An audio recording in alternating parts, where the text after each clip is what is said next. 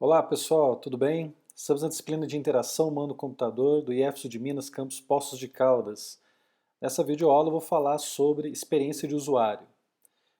Os slides aqui eu vou me basear no livro de UX Design, Guia Definitivo para as Melhores Práticas, do Hugh Grant. Ele é um livro basicamente novo, né? Se não me engano ele é de 2019, e ele traz aí um guia, né, sobre boas práticas sobre experiência de usuário. Quando falamos experiência de usuário, já acabei comentando em alguns outros momentos, mas o princípio básico dele é, né, no qual quando o design vai partir por um novo projeto, por um novo aplicativo, por um novo site ou por um novo produto, ele não sair do zero, é ele construir o seu design, construir, como se diz, o arranjo dos elementos que vão compor aí, a página, ou que será a interface aí com o seu usuário. Ele vai construir isso aí baseado na experiência que ele espera que o seu usuário tenha de outros produtos, né? Então, em vez dele criar coisas novas, visando com que o teu usuário aprenda e entenda o que ele queria naquele momento, ele já usa procedimentos e recursos no qual o usuário certamente já usa de outros aplicativos, né? Então, por exemplo, nos dias atuais é normal o sujeito estar acostumado a utilizar uma rede social. Então, Facebook, Twitter, Instagram, principalmente essas três redes sociais, estão hoje, né, nos dias atuais, muito em evidência. Então, vários elementos que essas redes sociais usam no seu design, seja ele no menu, seja ele no processo de feed, se até mesmo o curtir, né, o joinha lá, que é aquele símbolo de curtir, já é algo comum para o usuário, né? Então, vamos imaginar que boa parcela, ou talvez até a maior parte dos usuários de tecnologia, já conhecem bem esses recursos, esses ícones, né, esses arranjos, vamos chamar assim, visuais. Então, quando você vai criar o seu aplicativo, né, é mais fácil você aproveitar uma boa ideia, algo que você já tem aí uma certa tranquilidade que o seu usuário já conheça, do que você criar um novo artefato aí, visando que o teu usuário aprenda a utilizar. Eu citei agora há pouco o exemplo aí do ícone lá do gostei, né, do curtir, né? Então, assim, quando você vê um joinha, você já imagina que o significado dele. Por mais que, vamos imaginar, talvez há uns anos atrás, você poderia questionar, né, o que seria o joinha, né? Seria realmente que tá legal, não tá? Será que o cara foi só irônico, né? Falar, tá mais ou menos, né? Mas nos dias atuais, o joinha significa uma coisa boa, né? Então, agora imagine que você vá criar um outro elemento para representar o curtir ou gostar no seu design que não seja o joinha. O que você poderia colocar, né? Sei lá, seria um balão estourando? Seria né, o símbolo de um balão? O que mais, né? Agora, você coloca um elemento assim, será que o teu usuário vai ter aquele princípio de bater o olho e reconhecer o funcionamento dele? Então, na verdade, não que você não possa fazer, mas o que a gente recomenda é que você aproveite a experiência do seu usuário, né? Então, se você já tem lá um ícone que já é bem conhecido, que as pessoas já estão acostumadas, você pode reaproveitar isso dentro do seu projeto, que isso, na verdade, você tem a ganhar, né? Porque, vamos imaginar, boa parte dos testes que você eventualmente precisaria fazer com esse novo elemento, os outros aplicativos já fizeram, né? Então, se aquela ideia, se aquela estratégia, se aquele design não foi muito bom, os outros aplicativos já apanharam, como se diz, né? Eles já viram o que deu certo, o que não deu, e tudo mais. Então, experiência de usuário, a gente visa isso, né? Dar aí recomendações de boas práticas, visando para que você, desenvolvedor, para que você, programador, possa reaproveitar, aplicar dentro do seu projeto, né, e facilitar, né, obviamente, a interação e a utilização por parte de seus usuários. O livro que eu vou seguir aqui nos slides, né, ele apresenta 101 dicas de design. É claro que eu não vou colocar aqui as 101 dicas, né, nesse nas próximas videoaulas dessa sequência. Mas eu pincelei aí algumas principais, no qual eu selecionei, e eu vou fazer os comentários aqui para vocês. Quando eu falo em guia, eu não estou falando em obrigação, eu estou falando em recomendação. Então, em alguns momentos aqui no slide, eu estou utilizando a mesma expressão que o Hugh Grant usou no livro dele. Então, não use tal coisa, faça isso, não faça aquilo, evite isso. Tudo isso é recomendação, não é uma lei. Então, quando ele, por exemplo, ele fala lá sobre os botões, né, faça botão parecer botão, ele não está falando que você não pode usar de uma outra forma que você imaginou. Na verdade, o que ele está querendo dizer é que se você seguir essa recomendação dele, e que ele também não tirou da cabeça dele, ele tirou baseado em vários estudos, em vários materiais, você tem uma grande chance de fazer com que o seu produto tenha uma boa audiência. O que seria audiência? Seria aí a boa utilização por parte dos usuários, tá? Então, na sequência dos slides aqui, eu vou usar a mesma forma de expressão que ele usou no seu livro, né, que é o livro publicado aí pela Novatec, mas novamente, ele é inspirado como ele foi colocado, na verdade, como uma forma de inspiração, como uma recomendação e não uma lei.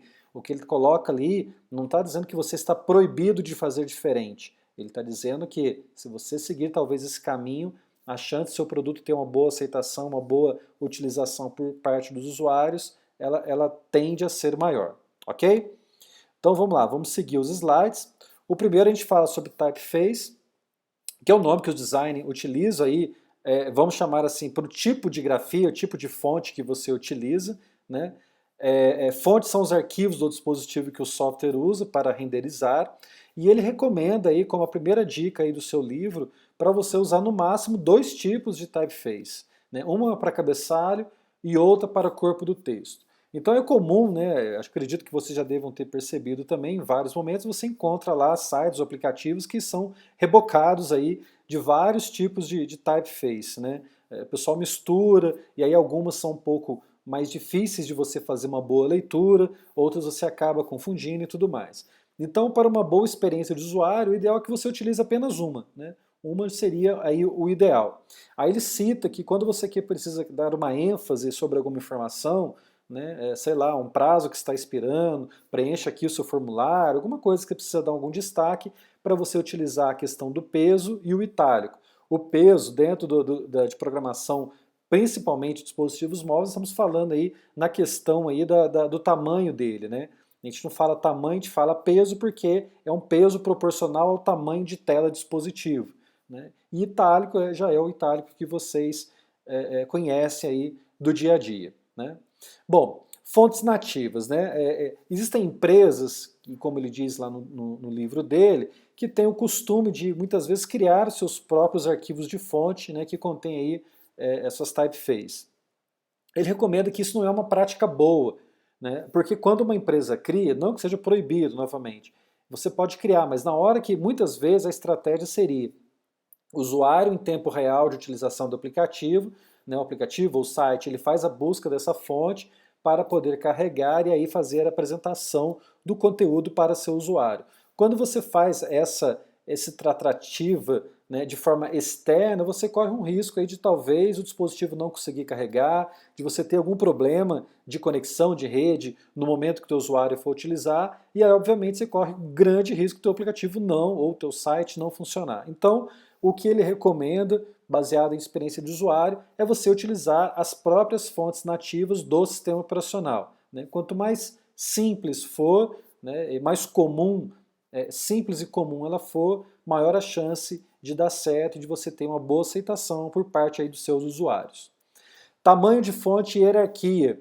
Ele recomenda, aí ele usa uma imagem, até eu estou reproduzindo aqui nos slides, que é para você fazer aí um arranjo de tamanho da fonte com a hierarquia da sua informação. Então aí ele cita nessa imagem que eu estou mostrando aqui para vocês como um bom exemplo de arranjo utilizando fonte diferenciada e hierarquia, né, baseado nela. Então você vê que, por exemplo, os subtítulos aí dos artigos, eles têm um destaque, né, a fonte ele manteve a mesma, mas você consegue, baseado na hierarquia, entender, né, saber bem como é que ele está organizada as informações dentro do texto que o usuário vai fazer a leitura. Bom, tamanho de fonte adequado, né? Recomenda o uso de texto com 16 pixels, sendo 1,5 de altura de linha e um espaçamento automático ou normal, né? É importante que você permita que os usuários façam redimensionamento, principalmente quando a gente tem, é claro que os dispositivos aí que já tem aí um recurso baseado para acessibilidade, ele já vai fazer esse redimensionamento automático. Mas é importante também você dar algum tipo de flexibilidade para que ele consiga aumentar ou diminuir a fonte. Lembre-se que seus usuários, você pode ter usuários aí que têm algum tipo de deficiência parcial, até total, ele vai usar um leitor de tela, algum recurso extra, mas ele pode ter aí uma deficiência parcial, visual, e aí o tamanho da fonte vai impactar aí no momento que ele estiver fazendo a leitura para poder utilizar e entender aquilo que o seu produto de software está oferecendo a ele, ok? 5. Use as reticências indicando mais etapas. Então, se o usuário precisar executar uma ação adicional, exiba reticências. Aí eu fiz um print aqui de um menu utilizado aí na Apple. A Apple utiliza muito esse recurso de reticências, né? E aí você pode ver aí que o abrir local, o abrir arquivo, que eu estou colocando aqui na imagem, ele aparece as reticências. Isso presume, né, ou traz para o usuário que ele vai simplesmente clicar na opção aqui que aparece no menu. Ele vai ter que clicar e vai ter uma outra ação antes dele ter a ação completa. Então, quando eu estou a abrir o arquivo, eu não vou clicar aqui e automaticamente o arquivo vai abrir, né? Eu vou clicar abrir arquivo, ele vai dar uma janela, uma caixa de diálogo no qual eu vou selecionar, né, o local e qual é o arquivo. Mas aí o uso das reticências, e aí se você prestar atenção no menu, o usuário já sabe em quais são as opções aqui que ele vai ter que fazer uma ação a mais, além do simples toque, o simples clique em cima do menu. Então o uso das reticências é algo que tem sido utilizado de uma maneira bem eficiente nos últimos anos em termos de design. Bom, faça botões parecerem botões. Aí eu coloquei aqui duas imagens que ele cita, né, também, que não são boas práticas, né? O primeiro exemplo, que está aqui bem em cima aqui da minha imagem, né, do meu vídeo, aparece aí para você descartar onde você tem o yes ou no, e ele você não sabe qual que é o limite do no e qual que é o limite do yes. É claro que o design desse software aí, ou desse produto que aparece aí, ele está presumindo que o sujeito vai clicar bem em cima da palavra yes ou no, né? Mas, é claro, o usuário, às vezes, no momento do uso, ele pode clicar um pouquinho fora da palavra yes ou da palavra no. E aí você, o usuário, não sabe qual que é o limite, né? Então, se eu, por exemplo, eu clicar bem no meio das duas palavras, eu vou apertando qual? Né? Será que está dividido ao meio? Se eu apertar ao meio, né, entre os dois botões que teoricamente estão ali, quem que vai ser o privilégio, quem que vai ter a prioridade? Então, botões tem que parecer botões.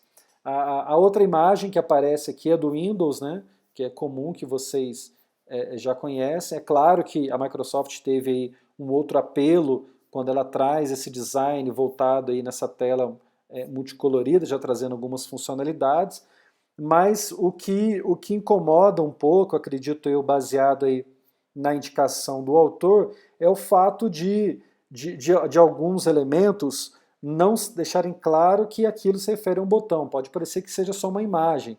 Então percebo que tem alguns elementos aí que tem uma imagem, né, e vocês obviamente no dia a dia utilizando esse sistema operacional já devem ter passado por isso, então você acha que é só uma fotografia que está ali, não um botão que está por trás dele, ou não que tenha uma interação para o usuário fazer o clique sobre ele. Tá? Tamanhos adequados dos botões. Crie botões com tamanho adequado para serem tocados ou clicados facilmente. Então também fazer aqueles botões minúsculos, né? A gente encontra isso muito em sites, muito em aplicativos. Às vezes a pessoa coloca um negócio mínimo lá que para você clicar já é difícil.